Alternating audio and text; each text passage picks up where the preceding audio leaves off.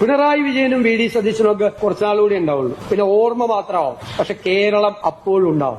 നമ്മുടെ മക്കളും നമ്മുടെ കൊച്ചുമക്കളും, അവരുടെ നാടാണ് കേരളം.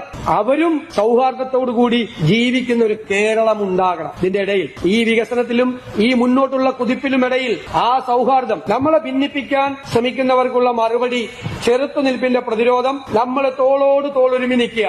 ഒരു കളിക്കും കൂടെ വരണ്ടെന്ന് പറയാം. ഒരു കളിക്കും ഒരു രാഷ്ട്രീയക്കാരനും വരണ്ട, ഒരു മതമേധാവിയും വരണ്ട.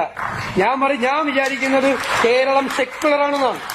കേരളം സെക്യുലറാണ് എന്ന് വിചാരിക്കുന്ന ഒരാളാണ്. കേരളത്തിന്റെ സെന്റർ ലെഫ്റ്റ് ആണെന്ന് വിചാരിക്കുന്ന ഒരാളാണ് ഞാൻ ലെഫ്റ്റ് ആണ്, ഞാൻ റൈറ്റ് അല്ല. ഞാൻ നെഹ്റുവിയൻ ലെഫ്റ്റ് ആണ്. എക്സ്ട്രീം റൈറ്റ് കാണിക്കുന്ന ആളുകളെ കണ്ടാൽ ഞാൻ വിമർശിക്കും. ഞാൻ ഇന്നലെ മുഖ്യമന്ത്രിയോട് വഴക്കിട്ടു നിയമസഭയിൽ. ഞാൻ പറഞ്ഞു, നിങ്ങൾ ലെഫ്റ്റ് അല്ല, പൊളിറ്റിക്സ് ഉണ്ട് അതിനകത്ത്, നിങ്ങൾ എക്സ്ട്രീം റൈറ്റ് ആണെന്ന് പറഞ്ഞു. കേരളം ലെഫ്റ്റ് ആയിട്ട് തന്നെ നിൽക്കണം. ലെഫ്റ്റ് എന്ന് പറയുന്നത് എന്താ? പ്രോഗ്രസീവ് ആകണം, പ്രോഗ്രസീവ് തിങ്കിങ് ഉണ്ടാവണം. ഏറ്റവും പാർശ്വവൽക്കരിക്കപ്പെട്ട, ഏറ്റവും സാധാരണക്കാരായ മനുഷ്യരെ ഹൃദയത്തോട് ചേർത്ത് നിർത്തി അവന്റെ കണ്ണീരൊപ്പാൻ, അവന്റെ സങ്കടങ്ങൾ മാറ്റാൻ നമ്മൾ നടത്തുന്ന കഠിനാധ്വാനമാകണം രാഷ്ട്രീയ പ്രവർത്തനവും പൊതുപ്രവർത്തനവും.